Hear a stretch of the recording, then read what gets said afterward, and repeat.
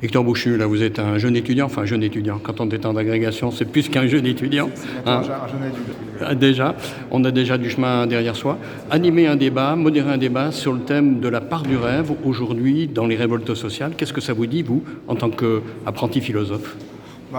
Déjà c'est important parce qu'en tant que philosophe, le dialogue est un peu constitutif de cette discipline.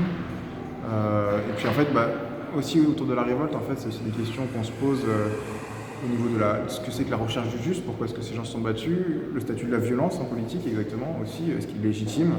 Et en fait, à travers cette conférence, c'est essayer de voir un peu comment les Gilets jaunes, à l'instar d'autres par le passé, en fait, ont réussi et ont voulu une société juste à travers leur révolte. Et comment en fait une révolte a donné lieu un petit peu à donner naissance à la volonté d'une révolution plus profonde, d'un changement en profondeur de la société. Et donc après, dans ce débat, on va essayer d'insister sur la pertinence de cette démarche. Est-ce qu'elle est viable? Qu'est-ce qu'on va faire aujourd'hui des Gilets jaunes qui vont bientôt fêter leur première année d'existence en tant que telle? Et qu'est-ce que ça nous dit sur notre rapport à l'histoire, au pouvoir en tant que Français aussi? Qu'est-ce que vous pensez que les Gilets jaunes ont fait évoluer aujourd'hui dans les mouvements sociaux par rapport aux acteurs institutionnels, c'est-à-dire les partis politiques, les syndicats? Eh bien, je pense que c'est le premier mouvement de foule depuis longtemps qui tient aussi longtemps.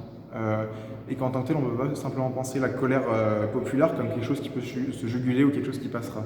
Maintenant, c'est un élément politique avec lequel on doit vraiment composer dans l'équation politique.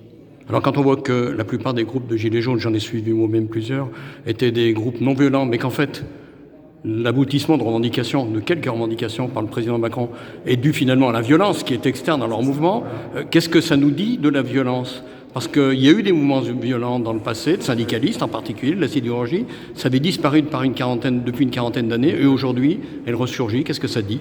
En tant que tel, je pense que ça dit quelque chose en fait, de l'échec du dialogue, de la concertation, et qu'au bout d'un moment, en fait, quand le dialogue n'est plus possible, soit parce que les acteurs n'écoutent pas, soit parce que on ne donne pas de poids aux revendications, des gens qui se soulèvent, et en fait, la violence, pour moi, c'est toujours un petit peu quelque chose comme l'incapacité à un processus politique normal d'aboutir. Voilà. Et en tant que tel, du coup, la violence, elle est jamais très belle. On ne sait jamais exactement quoi en faire. On a du mal à les légitimer, mais l'impression que c'est quelque chose, ça devient un moindre mal et c'est assez terrible, je pense. C'est vraiment quelque chose qu'on doit interroger. Parce que le rapport à la violence, c'est pas simple. On ne peut pas simplement dire que la violence est bien, c'est dangereux ça. Mais on peut pas simplement condamner purement et simplement la violence. La violence, pour moi, c'est l'incapacité à s'exprimer autrement.